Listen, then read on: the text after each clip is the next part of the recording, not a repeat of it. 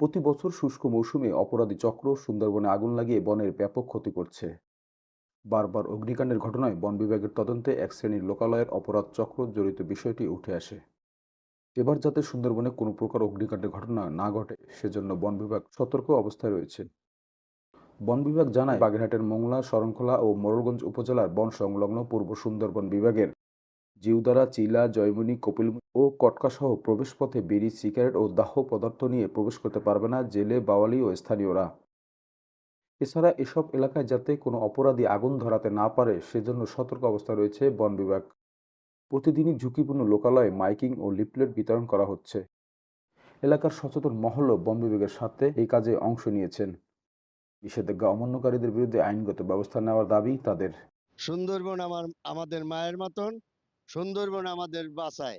এই সুন্দরবনে যারা আগুন লাগায় তারা মানুষ না। সুন্দরবনে একটা চক্র আগুন লাগায়, হাতের এবার ছাড় হবে না। আর সুন্দরবনে ঢুকিয়ে যেন অপকর্ম না করতে পারে, আগুন না লাগাইতে পারে, এই জন্য আমরা এলাকাবাসী সতর্ক আছি।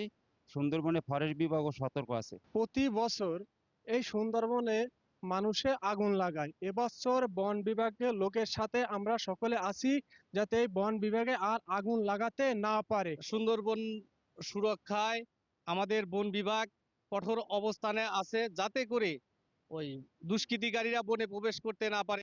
প্রতি বছর অগ্নিকাণ্ডে সুন্দরবনে ব্যাপক ক্ষতি হয় বনভূমির। তাই বন সুরক্ষায় জনসচেতনতা বৃদ্ধি করা সহ নানা রকম উদ্যোগ নেওয়া হয়েছে বলে জানান এই কর্মকর্তা। প্রায় বছরই কিন্তু আমাদের এই যে সুন্দরবনের চাঁদপাই রেঞ্জের ধানসাগর এলাকা, যে কলমতেজি, নাংলি, এইসব জায়গায় কিন্তু আগুন লাগছে। আগুন লাগছে মানে কি, আসলে আমরা আইডেন্টিফাই করে সেটা লাগানো হচ্ছে। এটা আমার বলতে দ্বিধা নেই।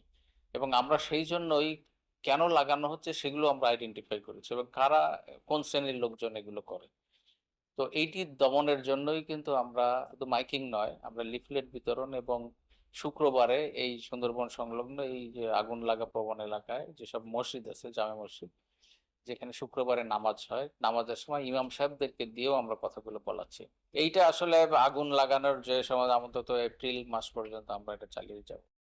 সুন্দরবন পূর্ব বিভাগে 23 বছরে 27 বার অগ্নিকাণ্ডে পুড়ে যায় শতাধিক একর বনভূমি। আবুল হাসান, চ্যানেল 24, মোংলা।